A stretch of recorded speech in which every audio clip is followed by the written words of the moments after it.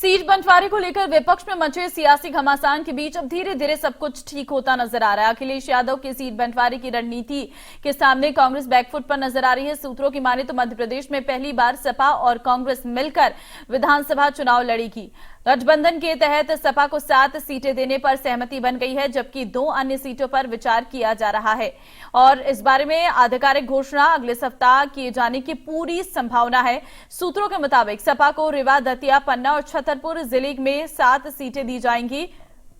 इसी मुद्दे पर आपको पार्टियों की प्रतिक्रियाएं सुनाते हैं और ग्राउंड जीरो से इंडिया न्यूज संवाददाता की रिपोर्ट देखिए। ये निषाद पूरे देश में भारतीय जनता पार्टी के साथ है, मोदी योगी के साथ हैं ऑलरेडी, क्योंकि उन्होंने इन्हें सम्मान दिया।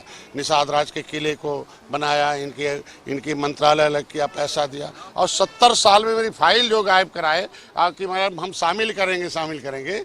पहली बार है भारतीय जनता पार्टी ने अपने लेटर से लिखवाया आरजीआई से कि हम केवट मल्ला मझवार हैं, अनुसूचित जात के हकदार हैं। इनकी गिनती 1961 में अनुसूचित जात में हुई थी। तो जब एक बार हमारी गिनती हुई तो हमेशा गिनती होनी चाहिए। ये हमारी गिनती छीनने वाले सब ये बेईमान है, धोखेबाज हैं, इन्हें हटाया जाए और हमारी गिनती अनुसूचित में कराया जाए। इसलिए मोदी जी को पूरे देश के मछुआरे वोट देने के लिए तैयार हैं, वो देकर जिताएंगे। हमेशा हम गठबंधन धर्म निभाते हैं। हमने आगे बढ़कर जितने भी राजनीतिक दल हैं उनको सबको पहल करके इंडिया गठबंधन का हिस्सा बनाया है।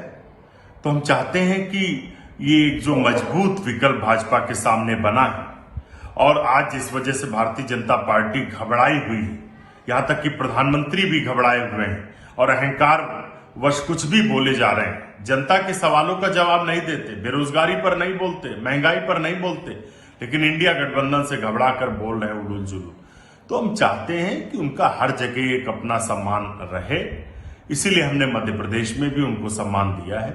लेकिन 2024 के लोकसभा चुनाव में कांग्रेस पार्टी राष्ट्रीय पार्टी है, तो इन क्षेत्रीय दलों को भी अपना बड़ा दिल दिखाकर कांग्रेस पार्टी के नेतृत्व को स्वीकार करना चाहिए और साथ चलना चाहिए, तभी हम इस तानाशाह भाजपा सरकार को हरा सकते हैं। समाजवादी पार्टी इस बार मध्य प्रदेश का चुनाव बहुत बेहतर लड़ने जा रही है। निश्चय ही कांग्रेस से गठबंधन की बातचीत चल रही है।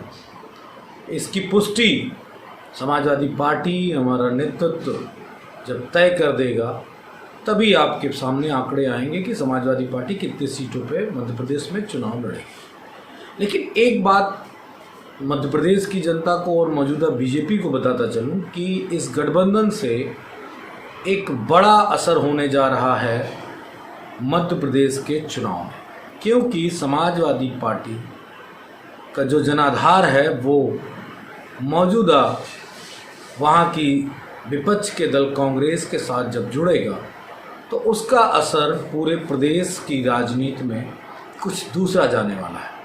लंबे समय से समाजवादी पार्टी और कांग्रेस के बीच जो खींचतान चल रही थी, उस सीट शेयरिंग के मुद्दे पर अब आखिरकार समझौता होता हुआ नजर आ रहा है।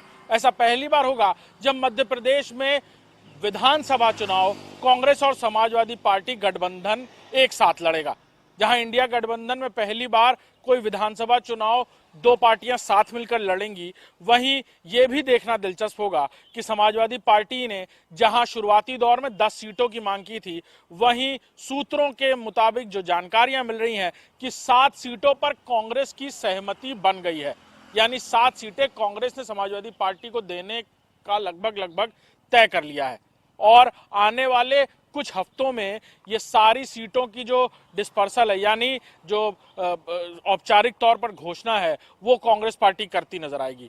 बाकी बची 2 सीटें जिसे समाजवादी पार्टी मांग रही है, उसको लेकर अभी बातचीत चल रही है।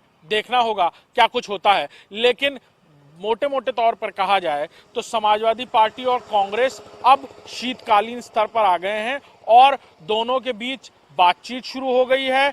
जल्द ही चुनाव के औपचारिक जो सीटों के ऐलान है, उम्मीदवारों के ऐलान है, वो कांग्रेस करेगी, जिसमें फिलहाल जो जानकारी मिल रही है कि 7 नाम समाजवादी पार्टी के उम्मीदवारों के होंगे। बाकी 2 नामों पे भी जल्द ही खुलासा हो जाएगा। लेकिन एक बात साफ है कि आने वाले वक्त में समाजवादी पार्टी और कांग्रेस मध्य प्रदेश में साथ मिलकर चुनाव लड़ेंगे और जो खींचतान की स्थिति और जो प्रेशर पॉलिटिक्स है, उस पर पूर्ण विराम लग चुका है। कैमरामैन अरशद के साथ अभिषेक सिंह, इंडिया न्यूज, लखनऊ।